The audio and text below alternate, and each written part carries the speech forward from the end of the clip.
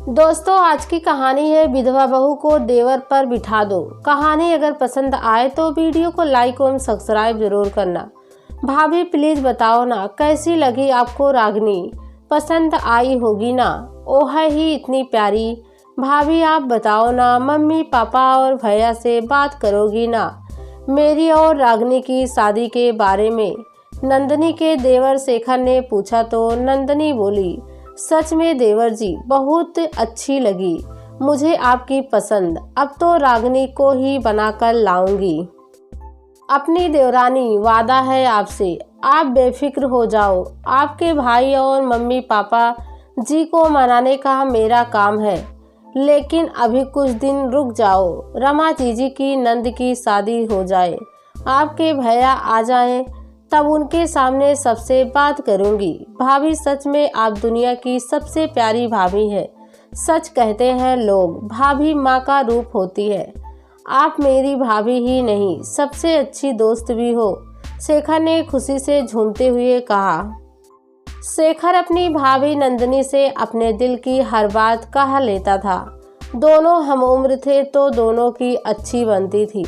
शेखर के भैया गोविंद रेलवे में सरकारी नौकरी करते थे तो दूसरे शहर में रहते थे। पहले तो नंदनी भी वहीं रहती थी, लेकिन अभी 6 महीने से अपने सास ससुर के साथ रह रही थी। 2 महीने पहले ही प्यारे से बेटे को जन्म दिया था।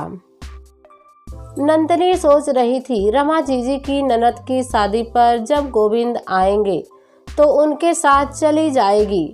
अब तो उसने माँ जी से सीख लिया है कि बच्चे को कैसा संभालना है। और गोविंद भी तो बेचारे 6 महीने से अकेले ही एडजस्ट कर रहे थे। शेखर, तेरे भैया का फोन आया है, उसकी गाड़ी 1 घंटे में स्टेशन पहुंच जाएगी। मोटरसाइकिल ले जा और बुला ला उसे। शाम को रमा के ससुराल के लिए निकलना है तुम तीनों को, शेखर की माँ ने कहा। अरे माँ, आप और पापा भी चलना ना। कितना कहा है दीदी की सास ने आप दोनों को लाने के लिए। अरे छोरा, दिमाग तो ठीक है, बेटी के घर का पानी भी पियो तो नर्क मिलता है, और तू अपने माँ बाप को शादी में ले जा रहा है अपनी बहन के ससुराल। नंदनी की बुआ सास अंगूरी देवी ने कहा।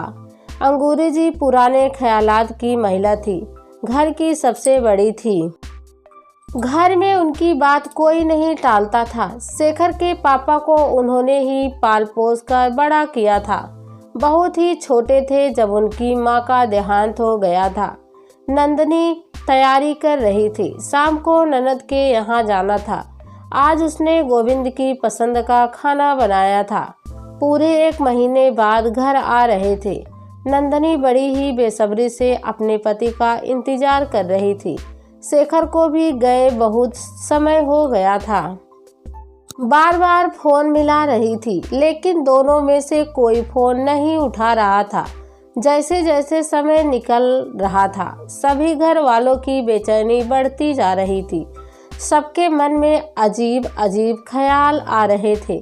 थोड़ी देर बाद एम्बुलेंस की आवाज़ आई और सब लोग दौड़कर बाहर की तरफ भागे। एम्बुलेंस में गोविंद की लाश थी। ट्रेन पूरी तरह से रुक भी नहीं पाई थी और वह जल्दी में उतर रहा था, जिसके कारण वह हादसे का शिकार हुआ। शेखर के लिए अपने भाई को इस तरह घर लाना दुनिया का सबसे कष्ट का काम था। मम्मी पापा और नंदनी तो बेसुध ही हो गए थे। नंदनी की दुनिया ही उजड़ गई थी और 2 महीने के बच्चे के सिर से पिता का साया उठ गया था। गोविंद के जाने के बाद हंसते खेलते घर में उदासी और खामोशी ने अपनी जगह बना ली थी। लापरवाह शेखर अब जिम्मेदार बेटा बन गया था।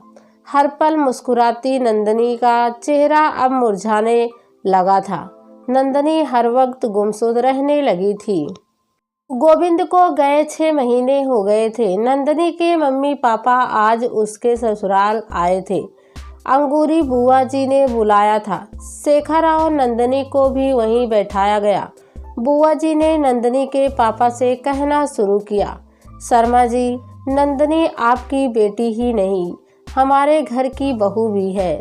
गोविंद तो चला गया, इन दोनों का साथ शायद इतना ही लिखा था ईश्वर ने। लेकिन अभी उम्र ही क्या है बेचारी की, पहाड़ जैसी जीवन अकेले कैसे काटेगी। इसलिए मेरा तो यही फैसला है कि नंदनी को उसके देवर के लिए बैठा दो। आपको सिर्फ बताने के लिए ही बुलाया गया है। 15 दिन बाद बड़ा ही शुभ मुहूर्त है। उसी दिन इन दोनों का विवाह करवा दिया जाएगा। आप कहीं ना कहीं अपनी बेटी की शादी तो करेंगे ही। कहीं बाहर जाएंगी तो हमारे बेटे को भी साथ ले जाएंगी। इससे अच्छा है घर में ही रहेगी और इसका जीवन भी संवर जाएगा। वर्षों से यही होता आया है, इसमें कोई बुराई नहीं है। बुआ जी की बात सुनकर सभी लोग चुप बैठे थे। किसी को कुछ समझ नहीं आ रहा था कि क्या बोले। बुआ जी ने शेखर से पूछा तो वह चुप रहा। उसने कोई जवाब नहीं दिया। फिर उन्होंने नंदनी की तरफ देखा। नंदनी ने अपने आंसू पोंछे और बोली, बुआ जी आपके इस फैसले को मैं बिल्कुल भी नहीं मानती। शेखर भैया को हमेशा मैंने अपने छोटे भाई की तरह ही माना है। उनको पति का स्थान मैं कभी नहीं दे सकती। आप लोगों को मेरी फिक्र करने की ज़रूरत नहीं है, मैं ठीक हूँ। आप सब लोग हो ना मेरे साथ। शेखर मुझसे बिना शादी करे ही मेरे बेटे को पिता का प्यार दे सकते हैं। और भविष्य में कभी मुझे लगा कि जीवन साथी की आवश्यकता है और मैं मन से तैयार हूँ किसी को अपनाने के लिए, तो मैं आप लोगों को बता दूंगी। फिर उसने अपने सास ससुर से कहा, मम्मी जी, पापा जी, शेखर भैया की शादी 15 दिन बाद उसी शुभ मुहूर्त में होगी, उस लड़की के साथ जिसे वह पसंद करते हैं। रागिनी नाम है उसका, इनके साथ पढ़ती है। मिली हूँ मैं उससे, बहुत ही प्यारी लड़की है। उनको ही मैं अपनी देवरानी बनाकर लाऊंगी। आप लोग शादी की तैयारी कीजिए, हम कल ही रागिनी के घर चलेंगे। नंदनी की बात सुनकर सब निःशब्द थे। बुआ जी कुछ बोलना चाह रही थी, लेकिन शेखर के पापा ने उनको रोक लिया था।